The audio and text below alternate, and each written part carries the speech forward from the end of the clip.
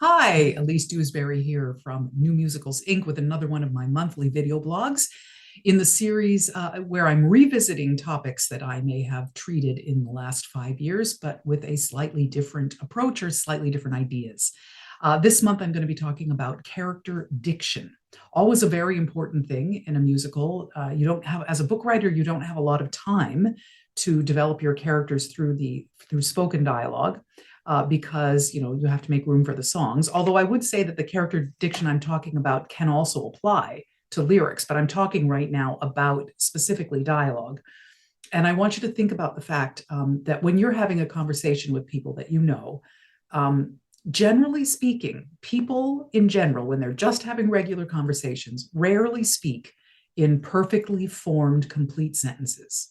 They don't speak in things that you could parse in a grammatical class, with a subject, object, verb, and everything lined up beautifully and subordinate clauses properly delineated. And that's if you're giving a lecture, if you're perhaps posting a vlog, if you're in a formal setting, maybe you're at a job interview, or if you're a particular kind of a personality, if you're a very, persnickety, elitist, intelligent kind of person. Those characters might speak in fully formed sentences. But most of the rest of us, when we're just hanging around talking to friends, we don't speak perfectly grammatically in perfectly formed sentences. So an exercise I would really encourage you to do, pick a character in a piece you're working on, and just go through the whole piece looking at their diction, at the lines that particular character is saying. You could go back another time and do it for other characters, but go through for just one character and read every single line that character is supposed to speak and think to yourself, if the character is saying, well, tomorrow morning at 6 o'clock, I'm going to get up and go, I'm going to go up and I'm going to go and get in my car and drive myself to work. Think about, rather than take a look at it and see, is this a complete sentence where everything is really clear?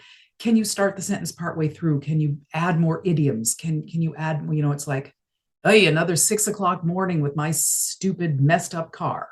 I'm not trying to be a book writer for you here, but I'm trying to say, try to reimagine every line your character would say and see how much you can remove it from formalized, grammatically perfect, written words, because that's the language that perfectly subject, object, verb, perfectly written stuff is what we reserve for the written language or for very formal situations. So save it for those moments, for formal moments or formal characters.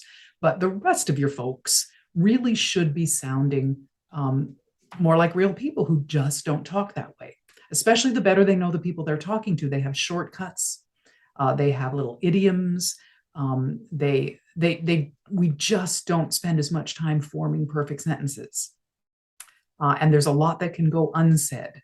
So I would encourage you to review your characters and look at their diction and purposefully try to loosen it up. That's one of the words that I'll use in my feedback. I say, can you take the diction of this character and loosen it up a bit? They're a little too formal. They're speaking a little bit too much like a schoolmarm who's trying to teach an English class.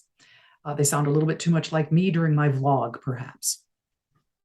So you want to loosen them up and make them sound more like regular people who know each other and have all those shortcuts and things that people have in regular everyday speech. And that will be very particular to the different characters given their age, their educational background, their cultural background, all of that sort of thing. So have a look at all your characters that way for their diction. Try and make them as believable as possible, and still get all the information across that you want them to get across. All right, so good luck with that. Thanks, and we'll see you next month. Toodaloo.